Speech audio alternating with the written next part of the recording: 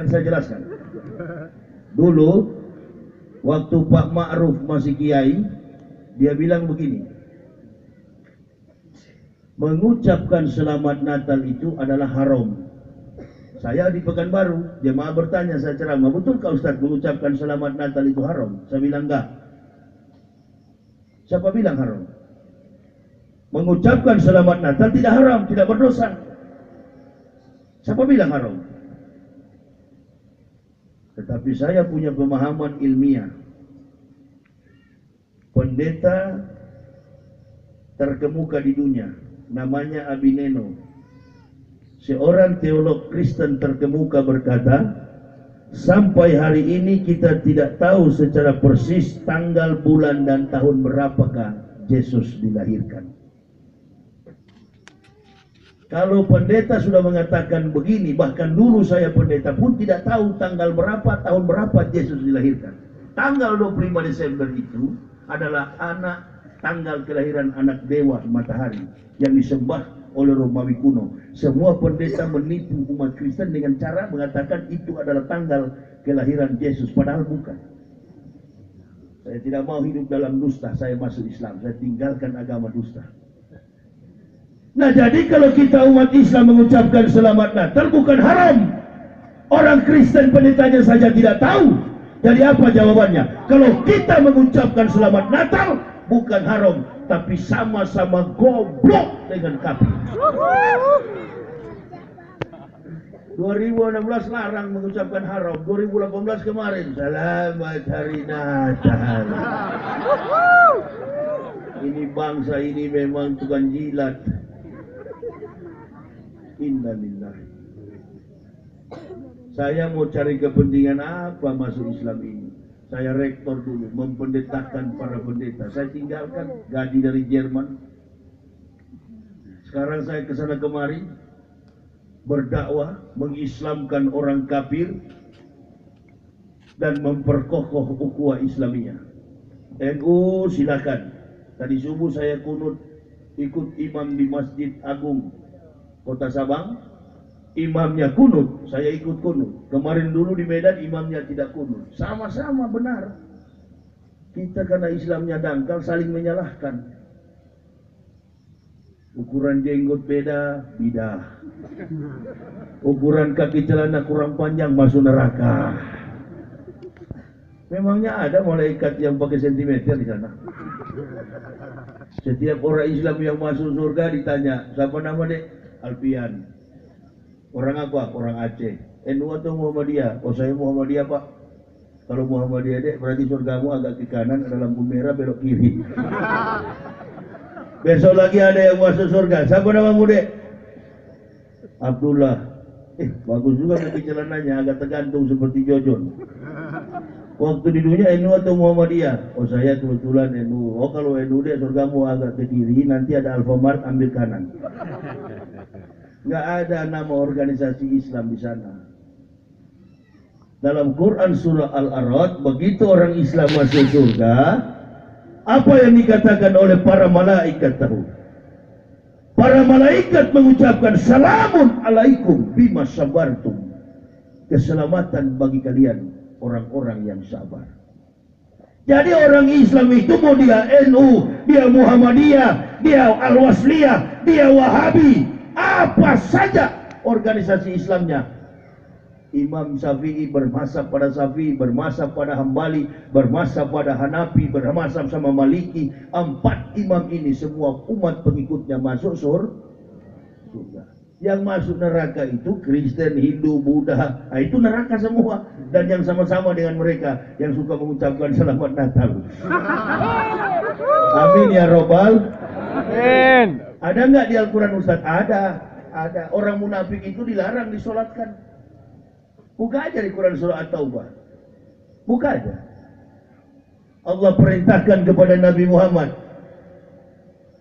wala tusolli ala ahadi minhum mata abadu wala takum ala qabri innahum kafaru billahi wa rasulihi wa mammatu fasikun. Wala tusolli ala ahadin minhum mata abadu, untuk selama-lamanya. Janganlah engkau mensolatkan wahai Muhammad, kata Allah.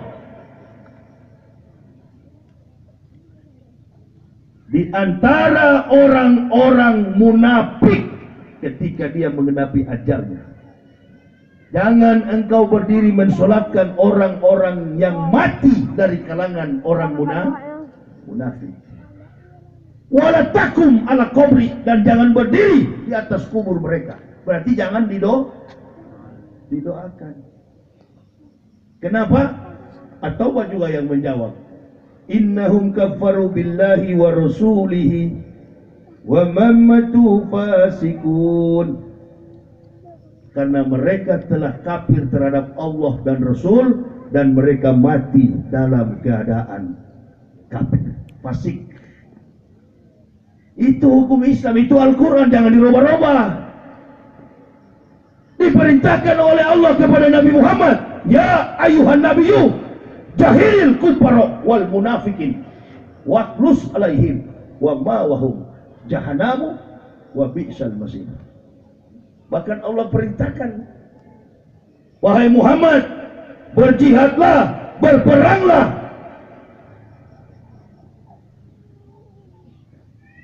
menghadapi orang-orang kafir dan munafik. Kufar wal munafikin. Kufar itu kafir, munafik itu adalah orang yang mengaku-ngaku bersekongkol dengan orang-orang kafir. Makanya kemarin saya katakan, doakan Megawati supaya cepat mati. Kenapa? Karena dia yang mengatakan Islam ideologi tertutup. Ustadz ini peramal. Innalillahi. Hei, Islam ini seperti buah ini, anggur. Ini anggur yang manis. Ini Islam. Sedap, lembut, lezat, manis. Ini Islam. Diibaratkan seperti buah yang sedap, buah yang manis.